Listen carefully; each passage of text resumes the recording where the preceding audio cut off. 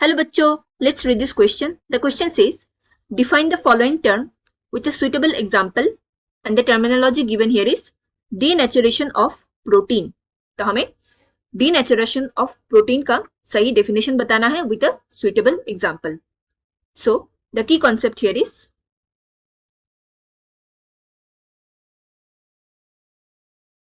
denaturation of protein. Protein का जो main feature होता है वो उसका स्ट्रक्चर होता है. सो प्रोटीन ये 4 टाइप्स ऑफ स्ट्रक्चर में बेसिकली पाया जाता है. जो सिंपल प्रोटीन होते हैं उसे प्राइमरी स्ट्रक्चर प्रोटीन कहा जाता है. इसके बाद सेकेंडरी स्ट्रक्चर हमें देखने को मिलते हैं.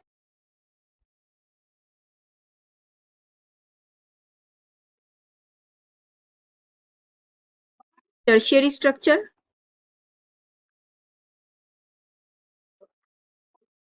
एंड फाइनली हमें क्वाटरनरी स्ट्रक्चर देखने को मिलते हैं.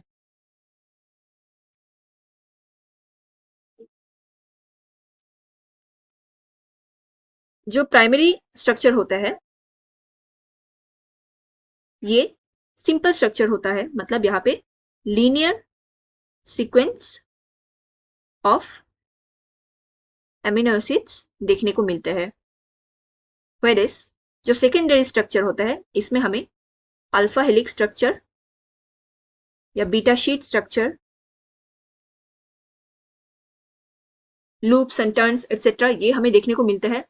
फिर कई सारे अल्फा हेलिक्स टुगेदर ज्वाइन होके टर्शियरी स्ट्रक्चर बनाता है एंड 2 से ज्यादा टर्शियरी स्ट्रक्चर जब एक साथ ज्वाइन होते हैं तब वो क्वाटरनरी स्ट्रक्चर को बनाते हैं. नाउ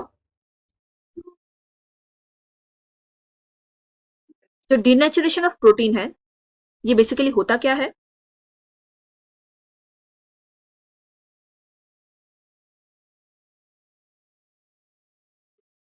यहाँ पे जो हम स्ट्रक्चर देख रहे हैं, secondary structure, tertiary structure, quaternary structure, ये एक दूसरे से ज्वाइन होते हैं with the help of peptide bond.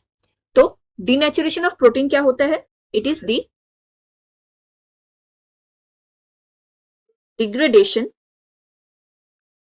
और disruption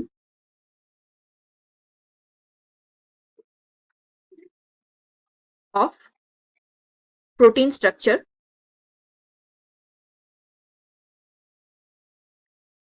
हमें जो डिनेचुरेशन है ये सेकेंडरी स्ट्रक्चर में देखने को मिलते हैं, टर्शियरी स्ट्रक्चर में देखने को मिलते हैं एंड क्वाटरनरी स्ट्रक्चर में देखने को मिलते हैं. डिनेचुरेशन ऑफ प्रोटीन ये पॉसिबल होते हैं बाय डिग्रेडेशन और ब्रेकिंग ऑफ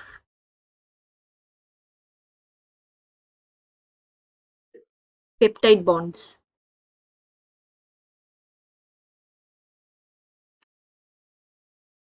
तो जैसे ही सेकेंडरी या टर्शियरी या क्वाटरनरी स्ट्रक्चर में पेप्टाइड बॉन्ड्स टूट जाते हैं तो इससे क्या होगा? It results in A loose and random protein structure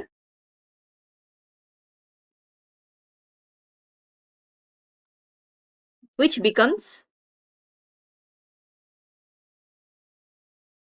non-functional. एक बार अगर ये स्ट्रक्चर टूट जाए, ये बॉन्ड टूट जाए, जो सेकेंडरी, टर्शियरी या क्वाटरनरी स्ट्रक्चर में अगर वो बॉन्ड टूट जाता है तो फिर ये प्रोटीन अब फंक्शनल नहीं हो पाता है. नाउ डिनेचुरेशन किया जा सकता है with the help of heating.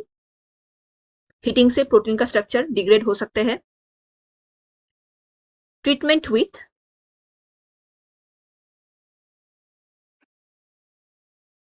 Alkali और एसिड्स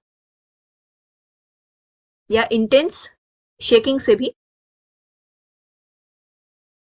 जो पेप्टाइड बॉन्ड है ये टूट सकता है एटसेट्रा. एंड जो डिनेचुरेशन प्रोसेस है ये एक इरिवर्सिबल प्रोसेस होता है। सो एक बार अगर सेकेंडरी, टर्शियरी या क्वाटरनरी स्ट्रक्चर का बॉन्ड टूट जाए, डिग्रेडेशन हो जाए, उसमें डिनेचुरेशन हो जाए, तो ये वापस से फिर से फंक्शनल नहीं बन पाता है। इसका अगर हम एग्जाम्पल देखें